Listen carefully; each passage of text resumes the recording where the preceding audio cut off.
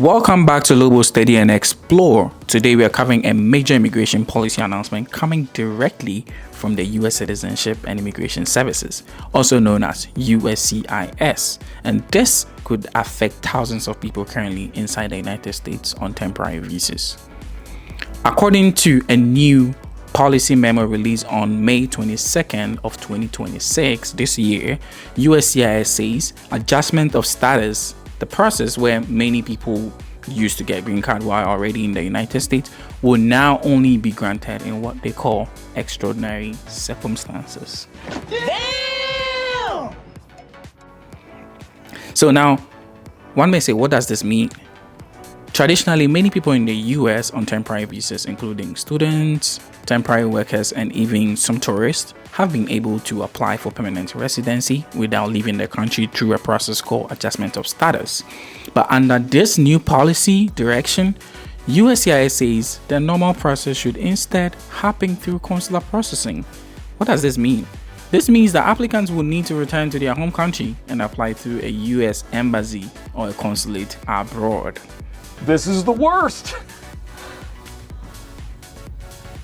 USCIS spokesperson Zach Kyler said the government is returning to the original intent of the law and argued that the immigration system was never meant to treat temporary visits as the first step towards a green card. Also, he stated that processing applications abroad would reduce the number of people who remain in the United States illegally after being denied residency. He's the only one who knows how true this is. Now, why exactly does this matter? This is a pretty significant shift because adjustment of status has been one of the most commonly used immigration pathways for people already living in the United States. For example, international students or temporary workers who travel to the United States on temporary visas and later marry a US citizens are eligible to adjust their status from whatever visa they have to permanent residency. Temporary workers sponsored by employers or people whose immigration situation changes while in America. For instance, if you happen to be on a temporary visa here in America and you win the US lottery, you are able to adjust your status from whatever visa you came on to a permanent residency. Many of these individuals have historically adjusted from inside the country, but USCIS is now signaling that this route should become more rare and not a routine. Now, what is the government's reasoning on this?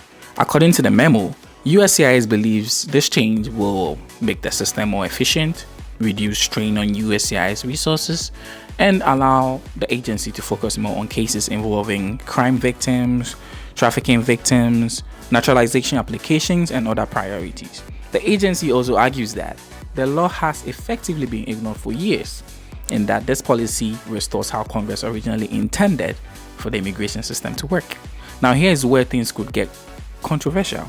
Critics will likely argue that forcing applicants to leave the country could separate families, could increase wait times, create financial hardship, and introduce uncertainty for people who already built lives in the United States. Supporters, on the other hand, will probably say this strengthens immigration enforcement and closes loopholes that encourage visa overstayers.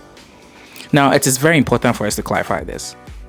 And it is very important for you to understand some things here. USCIS did say exceptions can still happen.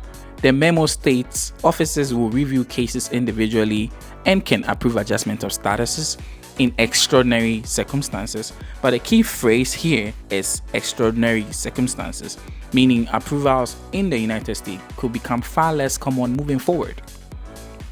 So tell me, what do you think about this policy change? Do you think green card applicants should mostly apply from their home country? Or should people already living legally in the United States be still allowed to adjust their status here? Drop your thoughts and comments below. If you enjoy immigration news, policy breakdowns, military topics, and educational contents, make sure to subscribe to this channel, leave a like, and turn on notifications so you don't miss future uploads. Thank you for watching, and I'll see you on the next one.